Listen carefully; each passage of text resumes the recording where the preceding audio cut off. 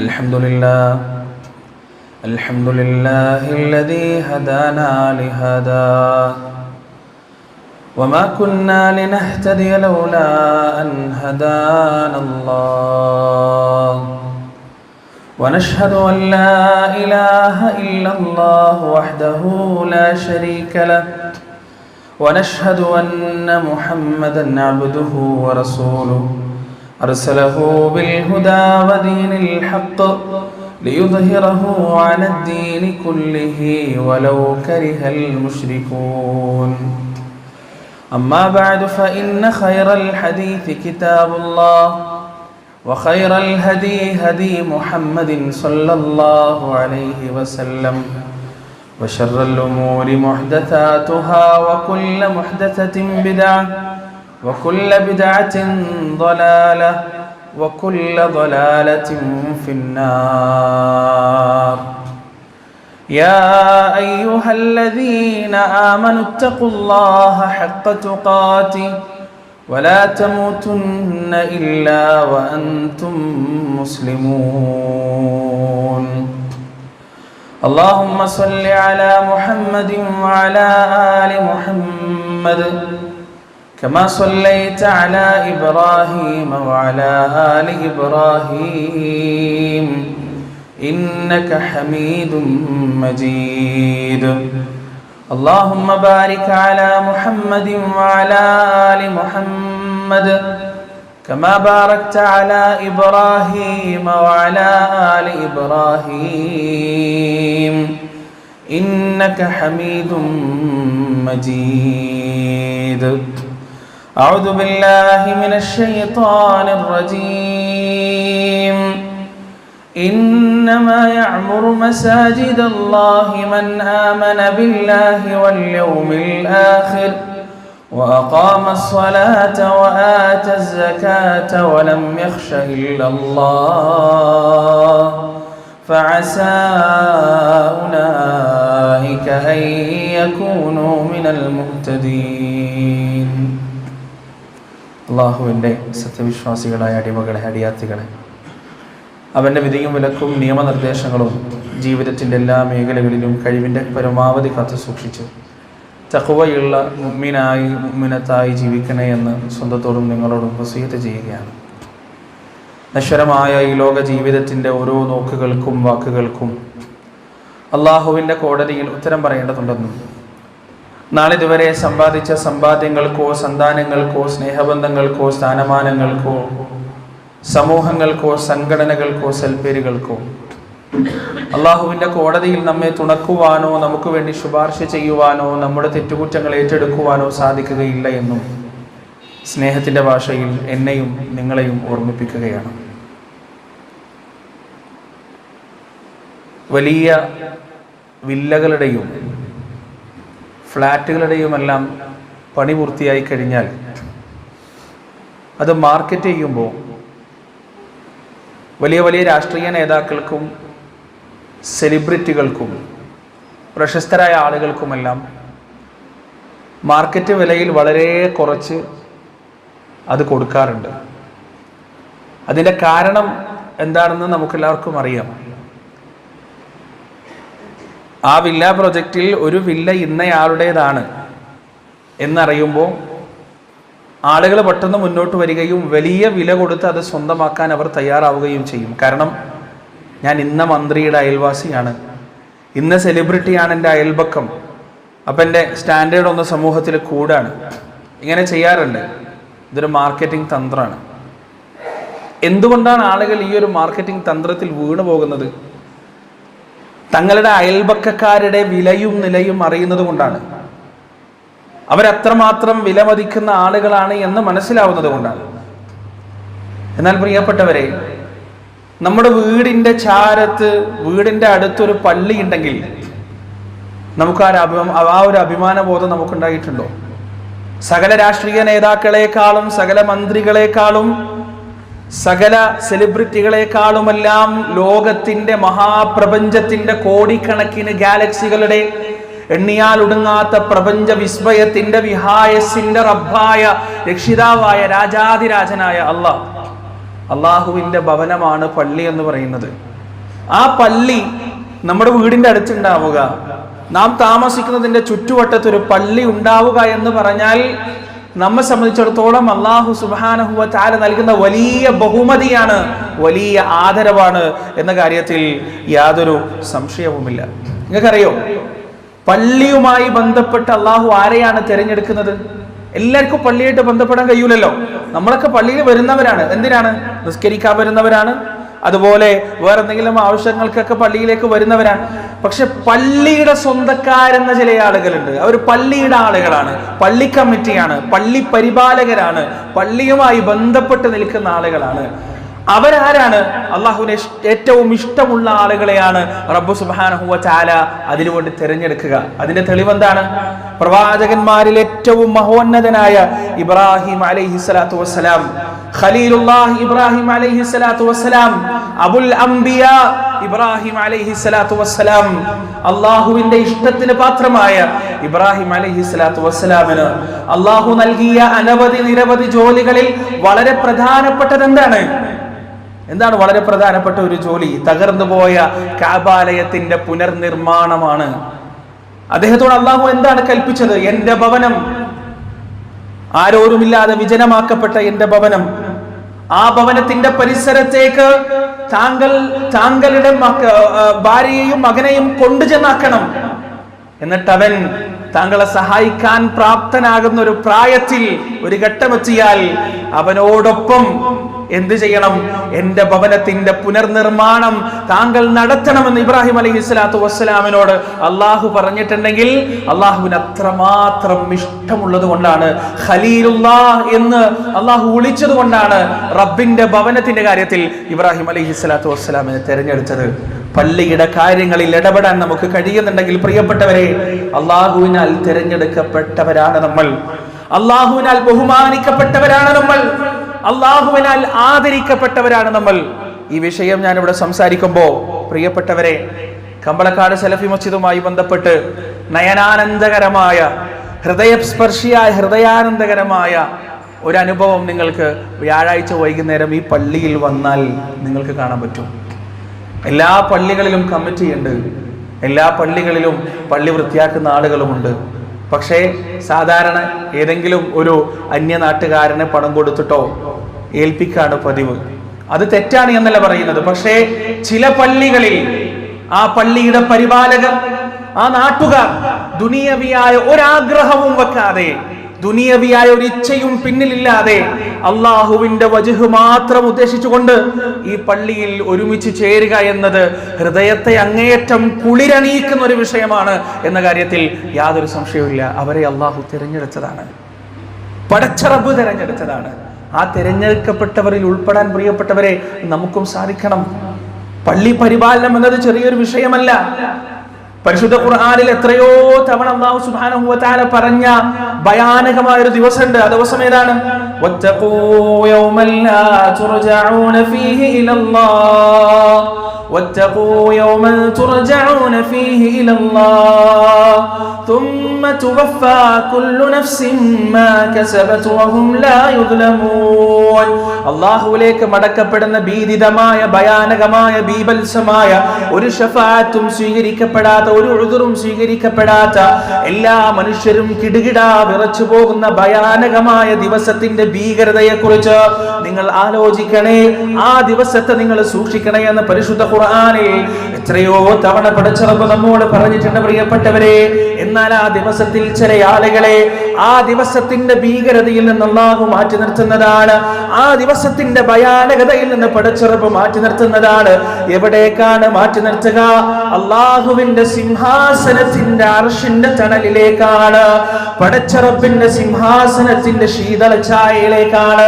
ആ ആളുകളുടെ പേരുകൾ, ആ ആളുകളെ എണ്ണി പറഞ്ഞ കൂട്ടത്തിൽ അള്ളാന്റെ റസൂല് പറയുകയാണ്, പള്ളിയുമായി ഹൃദയം കെട്ടുപിണഞ്ഞു കിടക്കുന്ന ഒരു മനുഷ്യൻ, പള്ളിക്കൊരു ബുദ്ധിമുട്ട് വരുമ്പോ, പള്ളിക്കൊരു പ്രയാസം വരുമ്പോ, ആ പള്ളിയെ വീടിന് പ്രയാസം വരുന്നത് പോലെ, സ്വന്തം ഭവനത്തെ പരിഗണിക്കുന്നത് പോലെ, പരിചരിക്കുന്നത് പോലെ പള്ളിയുടെ വിഷയങ്ങളിൽ ഇടപെടാൻ തയ്യാറാകുന്നവർ ആരാണോ അവരെ റബ്ബ് സുബ്ഹാനഹു വ തആല തണലില്ലാത്ത ഒരു ദിവസം, സമാധാനമില്ലാത്ത സ്വാതന്ത്ര്യമേതുമില്ലാത്തൊരു ദിവസം, സ്വാതന്ത്ര്യമേതുമില്ലാത്തൊരു ദിവസം അവന്റെ സിംഹാസനത്തിന്റെ തണലിലേക്ക്, അവന്റെ അർശിന്റെ ചുവട്ടിലേക്ക്, ആ ഒരു സാന്ത്വനത്തിലേക്ക് അവരെ ചേർത്ത് നിർത്തുമെന്ന് പ്രവാചകൻ സല്ലല്ലാഹു അലൈഹി വസല്ലം.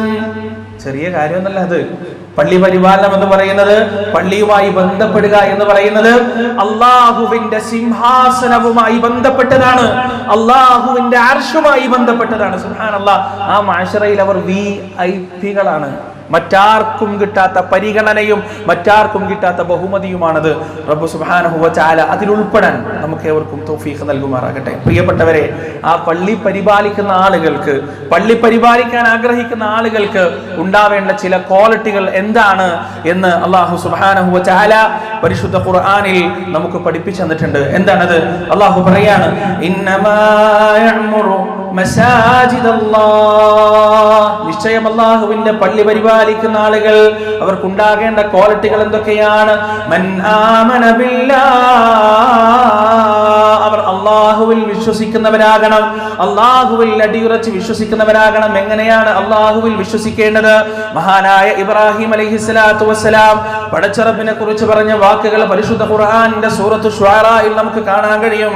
അദ്ദേഹം പറയുകയാണ്, അല്ലദീ ഖലഖനീ ഫഹുവ യഹ്ദീൻ, എന്റെ റബ്ബാണ് എന്നെ സൃഷ്ടിച്ചത്, അവനാണ് എനിക്ക് നേർമാർഗം കാണിച്ചു തരികയും ചെയ്തത്, അവൻ കാണിച്ച വഴിയിലാണ് ഞാനുള്ളത്, അവൻ പറയാൻ പറഞ്ഞ സഞ്ചരിക്കാൻ പറഞ്ഞ വഴിയിലൂടെയാണ് ഞാനിതാ സഞ്ചരിച്ചു കൊണ്ടിരിക്കുന്നത്.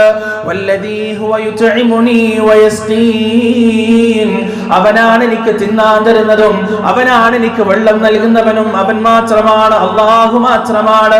എന്റെ അധ്വാനമോ എന്റെ സ്ഥാപനങ്ങളോ എന്റെ ജോലികളോ എനിക്ക് അനന്തരാവകാശമായി കിട്ടിയ സ്വത്തോ ഒന്നും കൊണ്ടല്ല ഞാൻ ഇവിടെ തിന്നുകയും കുടിക്കുകയും ചെയ്യുന്നത്. എന്റെ റബ്ബിന്റെ അനുഗ്രഹം കൊണ്ട്, അവൻ എന്നെ കഴിപ്പിക്കുന്നത് കൊണ്ട് മാത്രമാണ് ഞാൻ കഴിക്കുന്നത്, അവൻ എന്നെ കുടിപ്പിക്കുന്നത് കൊണ്ട് മാത്രമാണ് ഞാൻ കുടിക്കുന്നത്. വഇദാ മരിദ്തു ഫഹുവ യശ്ഫീൻ, എനിക്കൊരു രോഗം ബാധിച്ചു കഴിഞ്ഞാൽ ആ രോഗം ഷിഫയാക്കി തരുന്നവൻ അല്ലാഹു മാത്രമാണ്. ആ രോഗത്തിന്റെ കൃത്യമായ വിവരങ്ങൾ അറിയുന്നവൻ, എന്റെ രോഗത്തിന്റെ അവസ്ഥ എന്താണ്, എന്റെ വേദനയുടെ ആഴം എത്രയാണ്, എന്റെ ഹൃദയത്തിന്റെ നൊമ്പരം എത്രയാണ്, എന്റെ മനസ്സിന്റെ തേട്ടം എന്താണ്, എന്റെ കണ്ണുനീരിന്റെ അഗാധത എത്രയാണെന്ന് തീർത്ത് നിശ്ചയമായി അറിയുന്ന അല്ലാഹുവാണ് എന്റെ രോഗം മാറ്റിത്തരുന്നത്. വല്ലദീ യുമീതുനീ സുമ്മ യുഹീൻ, ഞാൻ എവിടെയെങ്കിലും വെച്ച് മരിക്കുന്നുണ്ടെങ്കിൽ ആ മരണം എന്റെ റബ്ബ് എനിക്ക് നൽകുന്നതാണ്. സുമ്മ യുഹീൻ, ആ മരണത്തോടെ അവസാനിക്കുന്നില്ല, എന്റെ റബ്ബ് എന്നെ വീണ്ടും ജീവിപ്പിക്കുക തന്നെ ചെയ്യും. എന്നിട്ട് ഇബ്രാഹിം അലൈഹിസ്സലാത്തു വസ്സലാം പറയുന്നു, വല്ലദീ അത്മഉ അൻ യഗ്ഫിറ ലീ ഖതീഅതി യൗമിദ്ദീൻ, ഞാൻ പ്രതീക്ഷിക്കുന്നു നാളെ അന്ത്യനാളിൽ മഅ്ശറാ വൻസഭയിൽ വെച്ച് എന്റെ പാപങ്ങൾ മുഴുവൻ പുറത്തു തരാൻ ഞാൻ എന്റെ റബ്ബിനെയാണ് പ്രതീക്ഷിക്കുന്നത്, എന്റെ റബ്ബിനോടാണ് ഞാൻ ആഗ്രഹിക്കുന്നത്. പ്രിയപ്പെട്ടവരെ, അടിവരയിട്ട് മനസ്സിലാക്കേണ്ട ഒരു വിഷയമാണിത്. വരാൻ പോകുന്ന ദിവസങ്ങളിൽ നമ്മുടെ നാടിന്റെ പള്ളി മിനാരങ്ങളിൽ നിന്ന് ചില വരികൾ ഉയർന്ന് കേൾക്കാൻ പോകുന്നു. ആ വരികൾ ഏതാണ്?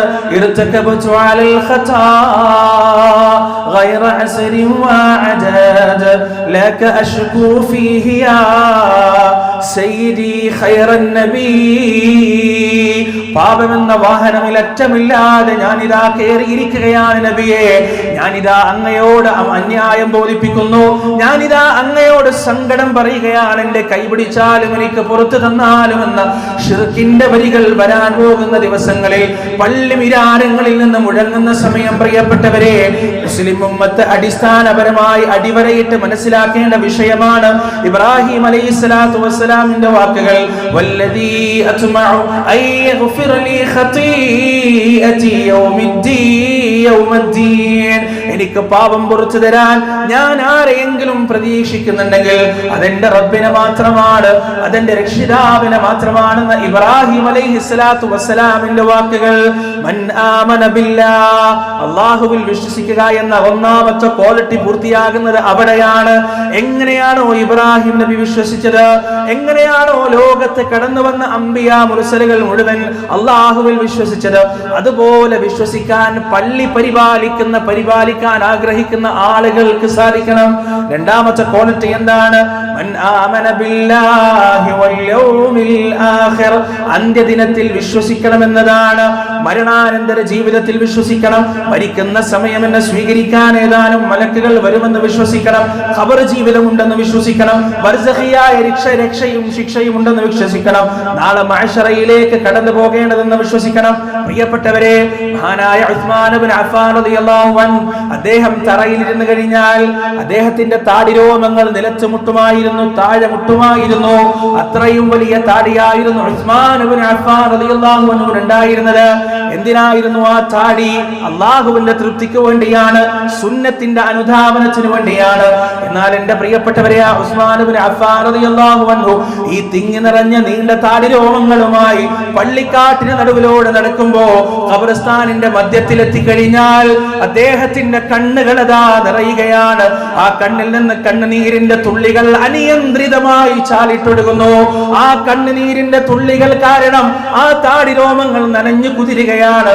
എന്നിട്ട് ആ താടിരോമങ്ങളിലൂടെ അദ്ദേഹത്തിന്റെ കണ്ണുനീരിന്റെ കണങ്ങൾ ഇങ്ങനെ ഉറ്റുവീഴുന്ന സമയം അദ്ദേഹത്തിന്റെ പരിചാരകരും കുടുംബക്കാരും കൂട്ടുകാരും അദ്ദേഹത്തോട് ചോദിക്കുകയാണ്, അല്ലയോ അമീറുൽ മുഅ്മിനീൻ, എന്തിനാണ് താങ്കൾ ഇങ്ങനെ കരയുന്നത്? സ്വർഗം കൊണ്ട് സന്തോഷ വാർത്ത അറിയിക്കപ്പെട്ട, സ്വർഗപ്രവേശനം കൊണ്ട് സന്തോഷ വാർത്ത അറിയിക്കപ്പെട്ട അങ്ങ് എന്തിനാണ് ഇപ്രകാരം കരയുന്നത് ഉസ്മാൻ എന്ന് ചോദിക്കുമ്പോ അദ്ദേഹത്തിന്റെ മറുപടി എന്താണെന്നറിയുമോ പ്രിയപ്പെട്ടവരെ? ഇതാണ് എല്ലാറ്റിന്റെയും തുടക്കം. ഈ വീടാണ് എല്ലാറ്റിന്റെയും തുടക്കം. ഇവിടെ നിന്ന് ആരെങ്കിലും രക്ഷപ്പെട്ടു കഴിഞ്ഞാൽ അവൻ അങ്ങേയറ്റം രക്ഷപ്പെട്ടു. ഇവിടെ നിന്ന് ആരെങ്കിലും കുടുങ്ങിക്കഴിഞ്ഞാൽ, ഈ വീട്ടിൽ നിന്ന് ആരെങ്കിലും ശിക്ഷ നൽകപ്പെടാൻ തുടങ്ങിക്കഴിഞ്ഞാൽ പിന്നീട് അവന് യാതൊരു തരത്തിലുള്ള മോചനവുമില്ല എന്ന് മഹാനായ ഉസ്മാൻ ഇബ്നു അഫ്ഫാൻ റളിയല്ലാഹു അൻഹു പറയുമായിരുന്നു. പ്രിയപ്പെട്ടവരെ, ഖബർ ജീവിതം എന്ന് പറയുന്നത് ഭയാനകമാണ്. ഏകാന്തമായ ഒരു ജീവിതം മനുഷ്യ ജീവിതത്തിന്റെ ഘട്ടങ്ങളിൽ ഉണ്ടെങ്കിൽ അത് ഖബർ ജീവിതം മാത്രമാണ്.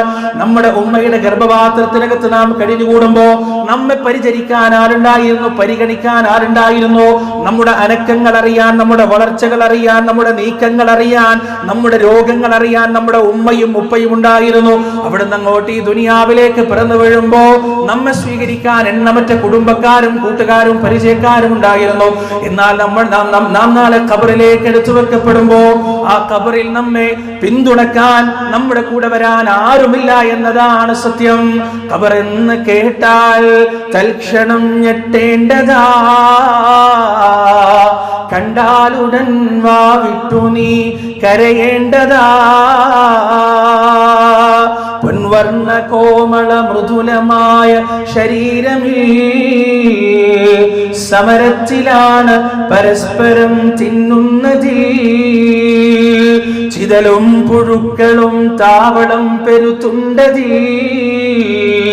സന്തോഷമാണവകൾക്ക് നീ ചെല്ലുന്നതിൽ. ഖബറിന്റെ അവസ്ഥകളെ കുറിച്ച് പാടിയതാണ് പ്രിയപ്പെട്ടവരെ. ആ ഖബറിന്റെ ഭയാനകത നാം എത്രയോ സൂക്ഷിച്ച, നാം എത്രയോ നല്ല രീതിയിൽ പരിചരിച്ച നമ്മുടെ ഈ ശരീരം നാളെ ഖബറിലേക്ക് എടുത്തു വെക്കപ്പെട്ട് കഴിഞ്ഞാൽ അവിടെ നമ്മെ കാത്തിരിക്കുന്ന ദുരവസ്ഥകൾ എന്തൊക്കെയാണ് എന്ന് ചിന്തിക്കാൻ നമുക്ക് സാധിക്കണം. റസൂലുള്ളാഹി സ്വല്ലല്ലാഹി അലൈഹി വസല്ലം ഖബർ സിയാറത്ത് പറഞ്ഞത് എന്തിനു വേണ്ടിയാണ്? അവിടെ പോയിട്ട് വെറുതെ ഇങ്ങനെ അന്തം വിട്ട് നിൽക്കാനല്ല. ഖബർ സിയാറത്ത് പറഞ്ഞത് മരണത്തെക്കുറിച്ച്, ഉദക്കിറുക്കുമുൽ മൗത്ത്, മരണത്തെക്കുറിച്ച് നിങ്ങൾക്ക് ഓർമ്മയുണ്ടാവാൻ വേണ്ടിയാണ്. ഖബർസ്ഥാനിൽ നിങ്ങൾ പോകണം പ്രിയപ്പെട്ടവരെ. ആ ഖബർസ്ഥാനിന്റെ ഒറ്റക്ക് പോകണം, കൂട്ടത്തോടെ ടൂർ പോകാനല്ല പോണ്ടത്, ഒറ്റക്ക്. നബി സല്ലല്ലാഹു അലൈഹി വസല്ലമ ബഖീഅ സന്ദർശിച്ചത് പലപ്പോഴും ഒറ്റക്കാണ്, അതും രാത്രിയിലാണ്, ആരുമില്ലാത്ത സമയം. ഒറ്റക്ക് ഖബർസ്ഥാനിലേക്ക് കയറി പോകാൻ സാധിക്കണം. എന്നിട്ട് ആ ഖബർസ്ഥാനിന്റെ നടുവിൽ റോഡിൽ നിന്നൊക്കെ കുറേ ദൂരം അങ്ങോട്ട് നടക്കുക. പാമ്പും പഴുതാരയും ഉണ്ടോ എന്ന് ശ്രദ്ധിച്ചാൽ മതി, അത് ശ്രദ്ധിക്കണല്ലോ. റോഡിൽ നിന്ന് കുറേ ദൂരെ നടന്ന് ഏകദേശം ഖബർ സ്ഥാനിന്റെ പള്ളിക്കാട്ടിന്റെ നടുവിലെത്തിക്കഴിഞ്ഞാൽ പിന്നെ നിങ്ങൾ വാഹനങ്ങളുടെ ശബ്ദം കേൾക്കില്ല, പിന്നെ നിങ്ങൾ ആളുകളുടെ സംസാരത്തിന്റെ ശബ്ദം കേൾക്കില്ല.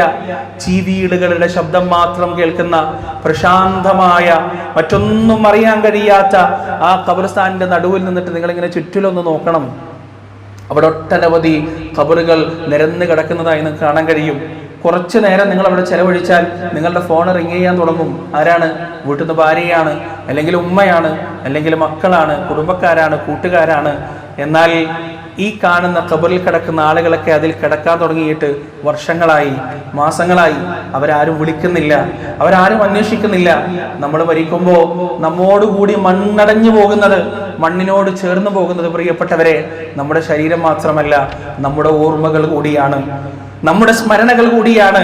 നമ്മൾ മരിച്ചിട്ട് ഒരു 10 or 20 കൊല്ലം കഴിഞ്ഞാൽ നമ്മെ കുറിച്ച് ഓർക്കുന്നവർ വളരെ വിരളമായിരിക്കും ഈ ദുനിയാവിന്റെ പുറത്ത് എന്ന് നാം തിരിച്ചറിയേണ്ടതുണ്ട്. വിളിക്കപ്പെട്ടവരാണ് ഒരു കാലത്ത് അവരെല്ലാവരും, അന്വേഷിക്കപ്പെട്ടവരാണ് ഒരു കാലത്ത് അവരെല്ലാവരും.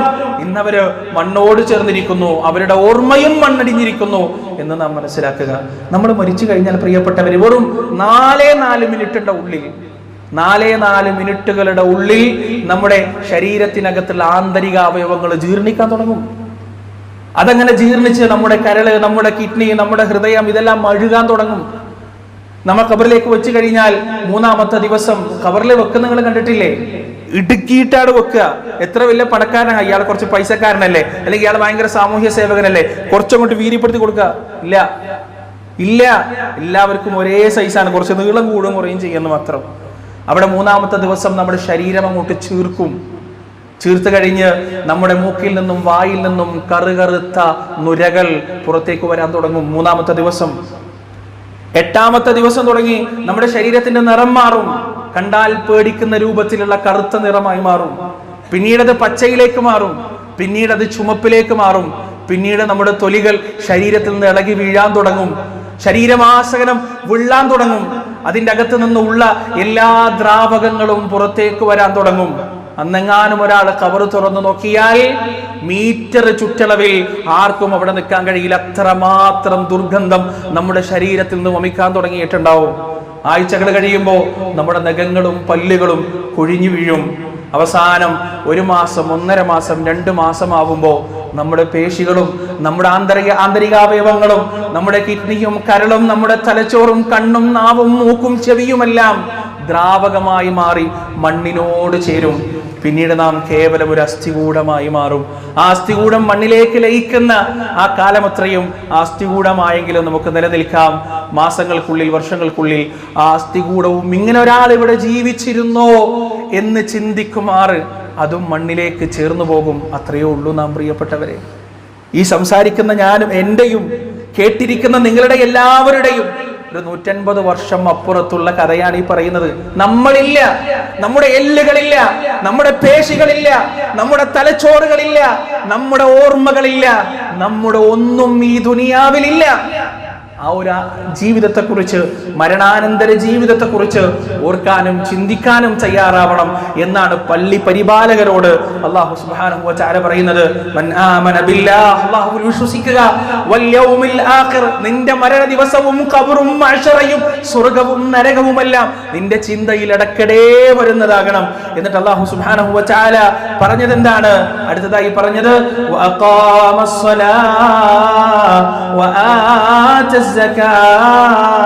നമസ്കാരം കൃത്യമായി നിലനിർത്തുന്നവരാകണം. നമസ്കാരം കൃത്യമായി നിലനിർത്തുന്നവരാകണം. പ്രിയപ്പെട്ടവരെ, തമാശയും കളിയുമല്ല. കൃത്യമായി നിസ്കരിക്കുക എന്ന് പറഞ്ഞാൽ അസറിന്റെ സമയത്ത് ദുഹർ ഖദാ ആവുന്നതിന് മുന്നേ അസറിന്റെ സമയത്ത് അസറിനോട് ചേർന്ന് ദുഹർ നിസ്കരിക്കുന്നതല്ല.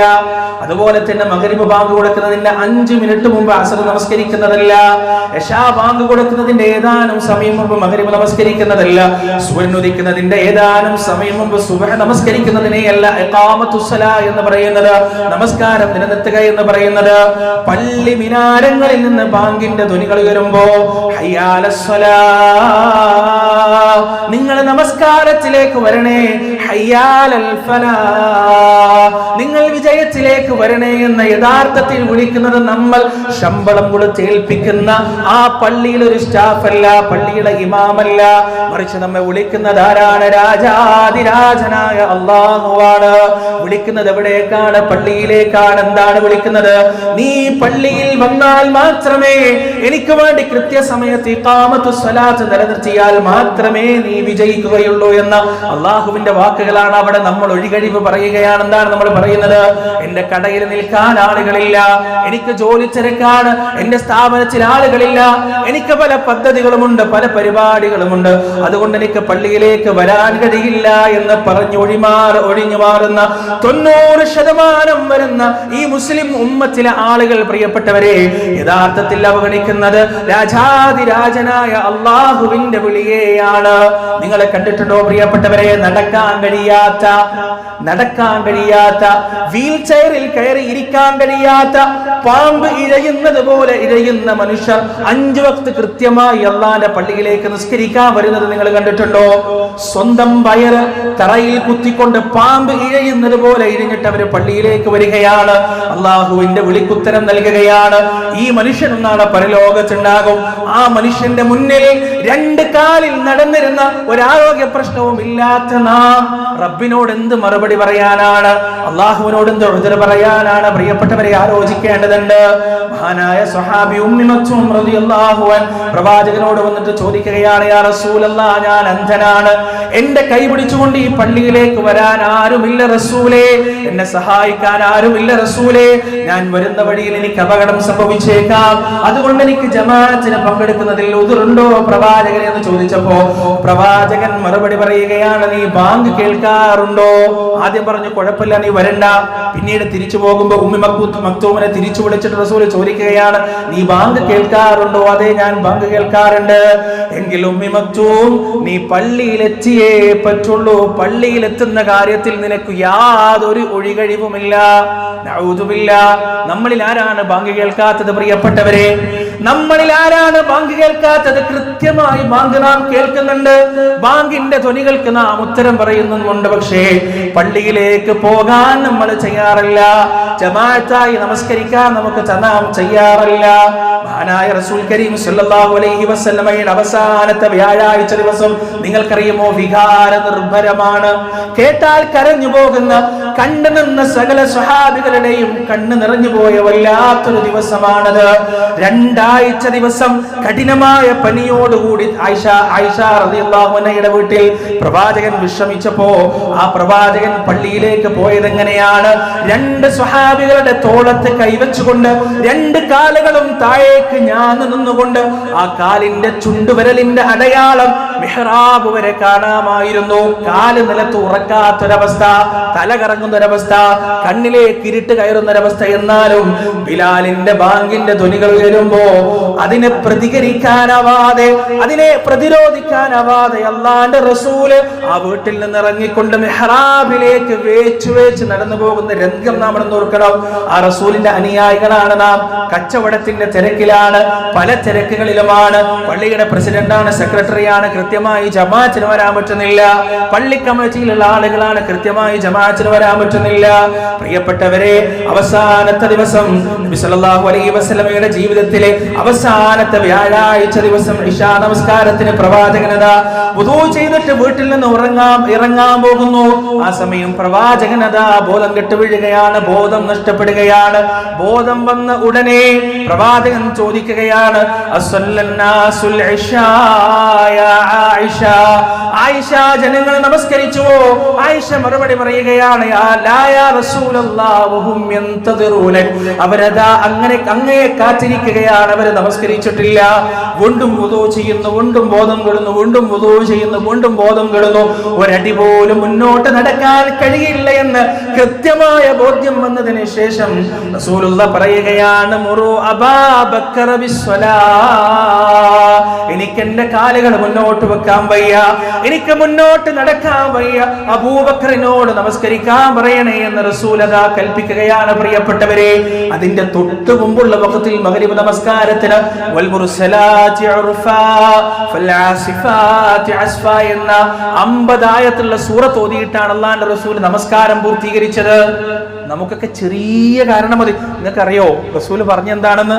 പള്ളിയിൽ നിന്ന് ബാങ്ക് കേട്ടിട്ടും വീട്ടിൽ മുസല്ല വിരിച്ച് നമസ്കരിക്കുന്ന ആളുകളെ, അവരുടെ ഭാര്യമാരും കുട്ടികളും ഇല്ലായിരുന്നെങ്കിൽ ഞാൻ ആ വീടടക്കം കത്തിച്ചു കളയാൻ ആഗ്രഹിക്കുന്നു എന്ന് നബി സല്ലല്ലാഹു അലൈഹി വസല്ലം, കാരുണ്യത്തിന്റെ പ്രവാചകൻ, പറഞ്ഞിട്ടുണ്ടെങ്കിൽ അതിന്റെ ഗൗരവം എത്രയാണ്? നമസ്കാരം നിലനിർത്തണം, പള്ളിയിലേക്ക് വരണം. ജമാഅത്തിന് പങ്കെടുക്കണം. അതിനൊരു ഉദുറുമില്ല. നമ്മുടെ ജോലി അതിന് തടസ്സമല്ല, നമ്മുടെ സ്ഥാപനം അതിന് നമുക്ക് നീയത്തില്ല. ആ വിഷയത്തിൽ നമുക്കൊരു പ്രയോറിറ്റി ഇല്ല. ഉണ്ടോ? നിങ്ങൾ ആലോചിച്ച് നോക്ക്. സ്വന്തത്തോട് നിങ്ങൾ ചോദിച്ചു നോക്ക്. പുറത്ത് മറുപടി പറയണ്ട. നിങ്ങൾ സ്വന്തത്തോട് ചോദിച്ചു നോക്ക്. നിങ്ങൾക്ക് അതിൽ പ്രയോറിറ്റി ഉണ്ടോ? നിങ്ങൾക്കല്ല, നമുക്കതിൽ പ്രയോറിറ്റി ഉണ്ടോ? നമ്മൾ ശ്രമിച്ചിട്ടുണ്ടോ? നമുക്ക് തടസ്സങ്ങൾ ഉണ്ടാവാം, പക്ഷേ ആ തടസ്സങ്ങൾ തരണം ചെയ്യാൻ ജീവിതത്തിൽ നമ്മൾ ശ്രമിച്ചിട്ടുണ്ടോ? ഇല്ല. പിന്നെ എങ്ങനെ നമ്മുടെ മക്കൾ കൃത്യമായി ജമാഅത്തിന് പള്ളിയിൽ നിസ്കരിക്കും? നിങ്ങൾ അറിയണം, നിങ്ങൾ ജമാഅത്ത് ഒഴിവാക്കിയാൽ നിങ്ങളുടെ മക്കൾ നാളെ നിസ്കാരം തന്നെ ഒഴിവാക്കും. നിങ്ങൾ ജമാഅത്തിന് പങ്കെടുക്കുന്നവർ കണ്ടാൽ ഒരു പക്ഷേ മാറുന്ന ഫിത്നയുടെ കാലത്ത് നമസ്കാരമെങ്കിലും നിലനിർത്താൻ നിങ്ങളുടെ മക്കൾ തയ്യാറായേക്കാം. പ്രിയപ്പെട്ടവരെ, അടുത്തതായി പള്ളി പരിപാലകർക്കുണ്ടാകേണ്ട ക്വാളിറ്റി എന്താണ്? അവർ കൃത്യമായി സകാത്ത് കൊടുക്കുന്നവരാകണം. അഞ്ചാമത്തെ ക്വാളിറ്റി എന്താണെന്ന് അറിയുമോ? വലം യഖ്ശ അല്ലാഹുവിനെ അല്ലാതെ മറ്റാരെയും ഭയപ്പെടാൻ പാടില്ല. പടച്ചോനെ ഇല്ലാതെ മറ്റാരെയും പേടിക്കാൻ പാടില്ല. മുസ്ലിം ഉമ്മത്തിന് ഭയപ്പാടിന്റെ കാലഘട്ടമാണ് വരാൻ പോകുന്നത്. പരീക്ഷണത്തിന്റെയും പ്രയാസത്തിന്റെയും കാലഘട്ടമാണ് വരാൻ പോകുന്നത്. ആ സമയത്ത് അല്ലാഹുവിനെ അല്ലാതെ പടച്ച റബ്ബിനെ അല്ലാതെ ഭയപ്പെട്ടു പോകാൻ പാടില്ല. അല്ലദീന ഖാല ലഹുമുന്നാസു ഇന്നന്നാസ ഖദ് ജമഉ ലക്കും ഫഖ്ശൗഹും ഫസാദഹും ഈമാനാ വഖാലു ഹസ്ബുനല്ലാഹു വനിഅമൽ വകീൽ.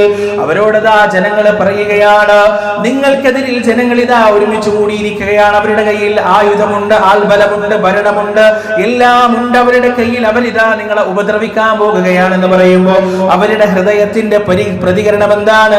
ഫസാദഹും ഈമാനാ. അവരുടെ ഈമാൻ ദാ വർദ്ധിക്കുകയാണ്. വഖാലു, എന്നിട്ട് അവർ പറയുകയാണ്, ഹസ്ബുനല്ലാഹ്, ഞങ്ങൾക്ക് അല്ലാഹു മതിയായവനാണ്. വനിഅമൽ വകീൽ, ബലമേൽപ്പിക്കാൻ ഏറ്റവും ഉത്തമൻ അവൻ തന്നെയാണ്. സുബ്ഹാനല്ലാഹ്. പടച്ചോനല്ലാതെ മറ്റാരെയും പേടിക്കാൻ പാടില്ല, ഭയപ്പെടാൻ പാടില്ല. ഈ 5 ക്വാളിറ്റികൾ പള്ളി പരിപാലിക്കുന്നവർക്കല്ല, എല്ലാ മുസ്ലിം ഉമ്മത്തിൽപ്പെട്ട ആളുകൾക്കും ഉണ്ടാവേണ്ടതെന്ന്. എങ്കിലും അള്ളാഹുവിന്റെ ഭവനവുമായി കെട്ടുപടഞ്ഞു കിടക്കുന്ന ആളുകൾക്ക് ഈ ക്വാളിറ്റികൾ നിർബന്ധമായി ഉണ്ടാകണമെന്ന് അള്ളാഹു പറഞ്ഞത് പടച്ച റബ്ബിന് അവരെ അത്രത്തോളം ഇഷ്ടമുള്ളത് കൊണ്ടാണ്. അള്ളാഹു സുബ്ഹാനഹു വ തആല ആ ഇഷ്ടപ്പെടുന്ന ഒരു കൂട്ടത്തിലേക്ക് നമ്മെല്ലാവരെയും ചേർത്ത് പിടിക്കുമാറാകട്ടെ. വനസ്തഗ്ഫിറുല്ലാഹ ലി വലക്കും വഅൻ ജമീഇൽ മുസ്ലിമീന അജ്മഈൻ വനസ്തഗ്ഫിറൂഹു ഇന്നഹു ഹുവൽ ഗഫൂറുർ റഹീം.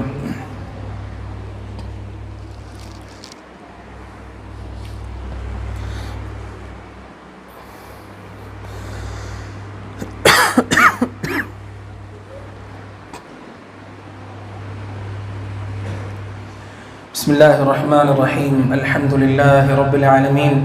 الصلاة والسلام على رسول الأمين وعلى آله وأصحابه أجمعين. أما بعد. يا أيها الذين آمنوا اتقوا الله حق تقاته ولا تموتن إلا وأنتم مسلمون. ഒരിക്കൽ കൂടി അള്ളാഹുവിനെ സൂക്ഷിച്ച് ജീവിക്കണമെന്ന് സ്വന്തത്തോടും നിങ്ങളോടും വസിയത്ത് ചെയ്യുകയാണ്. പ്രിയപ്പെട്ടവരെ, നമ്മുടെ ആരോടും ചോദിക്കാതെ, ആരോടും അനുവാദം വാങ്ങാതെ, മുന്നറിയിപ്പ് നൽകാതെ നമ്മുടെ ജീവിതത്തിലേക്ക് കടന്നു വരുന്ന ഒരു അതിഥിയാണ് മരണം. മരണത്തെക്കുറിച്ച് മാത്രമാണ്, ജീവിതത്തെക്കുറിച്ച് ഹഖ് എന്ന പദം ഖുർആൻ ഉപയോഗിച്ചിട്ടില്ല. വജാഅത് സക്രത്തുൽ മൗതി ബിൽ ഹഖ്.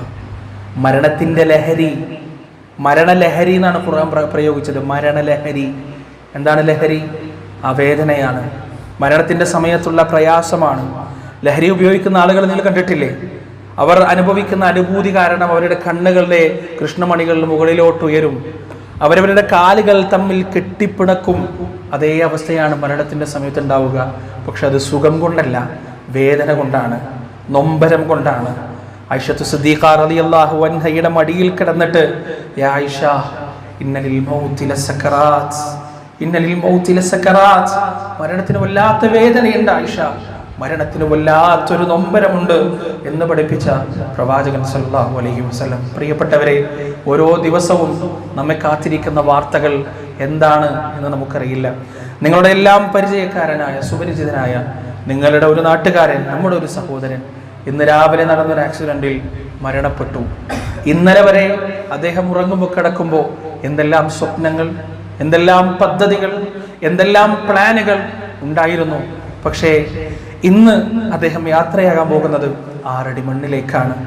നമുക്കും ഇന്ന് ഒരുപാട് പദ്ധതികളും സ്വപ്നങ്ങളുമുണ്ട്. പക്ഷേ ഈ സ്വപ്നങ്ങളും പദ്ധതികളുമായി നാളെ നാം പോകാൻ പോകുന്നത് അത് പൂർത്തിയാക്കാനാണോ, അതല്ല നമുക്ക് വേണ്ടി അള്ളാഹു നിശ്ചയിച്ചു വെച്ച 6 അടി മണ്ണിലേക്കാണോ എന്ന് നമുക്കറിയില്ല. ചെയ്യാനുള്ളത് പാതേയം ഒരുക്കി വെക്കുക എന്നതാണ്, യാത്രാ വിഭവങ്ങൾ ഒരുക്കി വെക്കുക എന്നതാണ്. ഏത് സമയവും നമ്മുടെ വാതിൽക്കൽ മരണം വന്നു മുട്ടുമ്പോൾ വാതിൽ തുറന്ന് പുഞ്ചിരിയോടെ കരുതി വെച്ച പാതേയവും എടുത്ത് മരണത്തിന്റെ കൂടെ സന്തോഷത്തോടെ പോകാൻ നമുക്ക് സാധിക്കുന്നുണ്ടെങ്കിൽ നമ്മളാണ് വിജയികൾ. നമ്മളെ കുറിച്ചാണ് ഫായിസീൻ എന്ന അക്ഷരം തെറ്റാതെ ഖുർആൻ വിളിച്ചിട്ടുള്ളത്. അതിനുവേണ്ടി ഒരുങ്ങുക, മരണത്തിന് വേണ്ടി ഒരുങ്ങുക, പരലോകത്തിന് വേണ്ടി ഒരുങ്ങുക. നശ്വരമാണ് ഈ ദുനിയാവ്, എല്ലാം നശിക്കും. പേരും പെരുമയും തറവാടും സമ്പത്തും സൗന്ദര്യവും സന്താനങ്ങളും ഒന്നും ഇവിടെ ബാക്കിയാവില്ല. ബാക്കിയാവുന്നത് നാം ചെയ്തു വെച്ച കർമ്മങ്ങളും നമ്മുടെ പരമ്പരകളിലൂടെ നമുക്ക് കിട്ടുന്ന ദുആയുമാണ്. വളർന്ന നമ്മുടെ കുഞ്ഞു പൈതങ്ങളുടെ മനസ്സിലേക്ക് ഈമാനിന്റെ വെളിച്ചമുട്ട് കൊടുക്കുന്നതിൽ രക്ഷിതാക്കളെ നിങ്ങൾ വിജയിച്ചാൽ അവരുടെ മരണം വരെ, അവർക്ക് ശേഷം അവരുടെ പാരമ്പര്യത്തിലൂടെ നിങ്ങളുടെ ഖബറിലേക്ക് കാരുണ്യത്തിന്റെ വർഷം ഉണ്ടായിക്കൊണ്ടേയിരിക്കും. അല്ലെങ്കിൽ നിങ്ങളോടെ നിങ്ങളുടെ എല്ലാം ഈ ദുനിയാവിൽ നിന്ന് മുറിഞ്ഞു പോകും എന്ന കാര്യത്തിൽ ഒരു സംശയവും വേണ്ട. അതുകൊണ്ട് നാളേക്ക് വേണ്ടി ഒരുങ്ങുക. നമ്മിൽ നിന്ന് വിട പറഞ്ഞു പോയ സഹോദരന് അല്ലാഹു സുബ്ഹാനഹു വ തആല മഗ്ഫിറത്തും മർഹമത്തും നൽകുമാറാകട്ടെ. അദ്ദേഹത്തിൻ്റെ കുടുംബത്തിന് നാഥൻ സമാധാനവും ശാന്തിയും നൽകുമാറാകട്ടെ. പെട്ടെന്നുള്ള അപകട മരണങ്ങളിൽ നിന്നും അത്തരത്തിലുള്ള എല്ലാ ദുരന്തങ്ങളിൽ നിന്നും നമ്മയും നമ്മുടെ മാതാപിതാക്കളെയും നമ്മുടെ ഭാര്യ സന്താനങ്ങളെയും നമ്മുടെ കൂട്ടുകുടുംബങ്ങളെയും നമ്മുടെ സുഹൃത്തുക്കളെയും എല്ലാം അല്ലാഹു സുബ്ഹാനഹു വ തആല സംരക്ഷിക്കുമാറാകട്ടെ. റബ്ബേ, ജീവിതത്തിൻ്റെ അകവും പുറവും ഒരുപോലെ സംശുദ്ധമാക്കി കാത്തു സൂക്ഷിക്കുന്ന, ഏത് സമയം മരിച്ചാലും റഹ്മത്തിന്റെ മലക്കുകളെ കണ്ടുകൊണ്ട് മരിക്കാൻ കഴിയുന്ന, ചിരിച്ചുകൊണ്ട് യാത്ര പോകാൻ കഴിയുന്ന ഭാഗ്യവാന്മാരുടെയും ഭാഗ്യവതികളുടെയും കൂട്ടത്തിൽ ഞങ്ങളെ നീ ഉൾപ്പെടുത്തണേ റബ്ബേ. നിന്റെ സ്വർഗം ഓശാരമായി കിട്ടുന്ന, ഔദാര്യമായി കിട്ടുന്ന ഭാഗ്യവാന്മാരുടെ കൂട്ടത്തിൽ ഞങ്ങളെ നീ ഉൾപ്പെടുത്തണേ നാഥ. മരിക്കുന്നത് വരെ ലാ ഇലാഹ ഇല്ലല്ലയിൽ ജീവിക്കാനും മരിക്കുന്ന സമയം ലാ ഇലാഹ ഇല്ലല്ലാ എന്ന് നാവ് കൊണ്ടും ഹൃദയം കൊണ്ടും ഉച്ചരിക്കാനും ഞങ്ങൾക്ക് നീ ആ മഹാഭാഗ്യം നൽകണേ നാഥ. അല്ലാഹുമ്മ ഗ്ഫിർ ലിൽ മുഅ്മിനീന വൽ മുഅ്മിനാത്ത് വൽ മുസ്ലിമീന വൽ മുസ്ലിമാത്ത് അൽ അഹ്യാഇ മിൻഹും വൽ അംവാത്ത് ഇന്നക മുജീബു دعوات يا قاضي الحاجات. ربنا ظلمنا أنفسنا وإن لم تغفر لنا وترحمنا لنكونن من الخاسرين. ربنا آتنا في الدنيا حسنة وفي الآخرة حسنة وقنا عذاب النار. ربنا تقبل منا إنك أنت السميع العليم وتب علينا إنك أنت التواب الرحيم. وصلى الله على نبينا محمد وعلى آله وأصحابه ومن تبعهم بإحسان إلى يوم الدين.